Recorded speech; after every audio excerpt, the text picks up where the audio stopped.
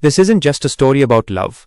It's a tale that binds two very different worlds together. But here's the twist: only one of them belongs to mankind. The other is a giant gorilla.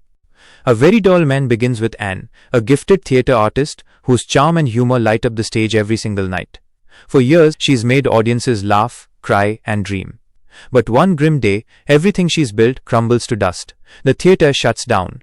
The lights go out. And Anne, once a star under the spotlight, finds herself jobless, broke, and drifting in a city that's far colder than she ever imagined. But misfortune wasn't hers alone. Somewhere else, a man named Carl Denham, an ambitious yet frustrated filmmaker, was facing his own collapse. His recent work had failed to impress the powerful producers and directors of New York. They claimed his films had nothing new to offer, nothing to spark wonder in an audience hungry for novelty. Carl disagreed. He believed he had discovered something beyond imagination, a place that no human had ever reached, hidden far across the ocean. But no one believed him. They even threatened to sell off his unfinished reels for scraps. Carl, however, was no man to give up. Determined to finish what he had started, he walked away with his precious reels and an unshakable plan. But there was one thing missing: a leading lady. He searched everywhere, but no actress was willing to risk her career on a project so vague, so dangerous. And then fate stepped in. One night, in a quiet little cafe, Carl crossed paths with Anne.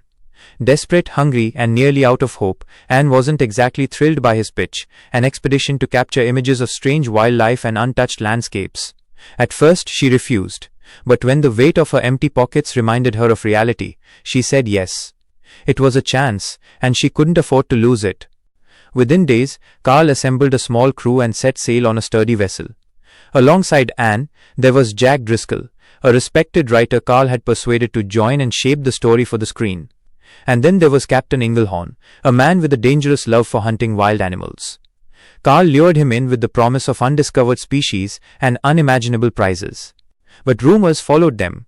Whispers of an island unlike any other, a place shrouded in mist and mystery, where strange human-like beings lived apart from the rest of civilization. People claimed it was cursed, a place where outsiders never returned. Carl ignored them all. To him, this was the ultimate cinematic masterpiece waiting to happen. The voyage began slowly, with the crew spending their first days getting to know each other. Jack discovered cages and chloroform hidden in the lower deck, intended for capturing wild creatures. Anne focused on filming short scenes on the ship, while Carl began shooting segments of his movie right there on deck. But soon the ocean turned against them. One night, under a blanket of heavy darkness, a thick fog rolled in. Even the captain, skilled in reading the stars, lost his bearings. Waves rose higher, the ship rocked dangerously, and the crew felt the first true bite of fear. Carl, impatient, ordered them to push forward at full speed, a reckless choice that sealed their fate. The ship slammed into a hidden reef. The hull groaned and held, but they were trapped. With no other choice, Carl and a small group, including Anne, took a smaller boat toward the island the next morning. The closer they came, the more the island revealed itself. Towering cliffs wrapped the land like a fortress. Any ship trying to reach its shores would be swallowed by its rocks or turned back by the relentless waves.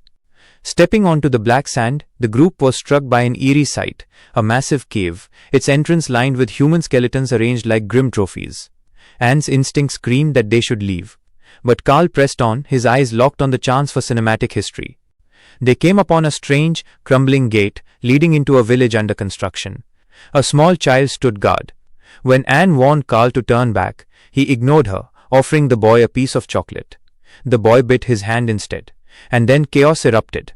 From the shadows, tribal warriors emerged, their painted faces glowing in the dim light. They attacked without hesitation. 2 of Carl's men were killed instantly, their necks snapped with horrifying speed. Anne was seized, her screams echoing into the night, while Carl himself was pinned down, moments away from death. Just before the killing blow, Captain Inglehorn burst in, firing shots that scattered the attackers. The survivors fled back to the ship, but their ordeal was far from over. Under cover of night, the tribesmen returned, snatching Anne from the safety of the vessel. She was to be sacrificed to their god, the mysterious guardian of the island. By the time the crew realized she was gone, it was too late. She was already bound at the altar, the drums beating louder, the chants growing wild. Then from the jungle shadows, a colossal shape emerged, a beast of legend. All they saw at first was a massive, fur-covered arm, reaching out with terrifying speed. In a single motion, The giant gorilla claimed Anne as his own and vanished into the dense jungle. The men pursued, but when they reached the village gate, it was barred shut. The message was clear: their time had run out.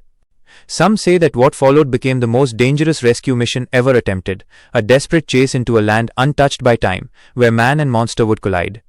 Others claim that on that island, love itself was redefined, not between two people, but between a woman and a creature the world could never truly understand.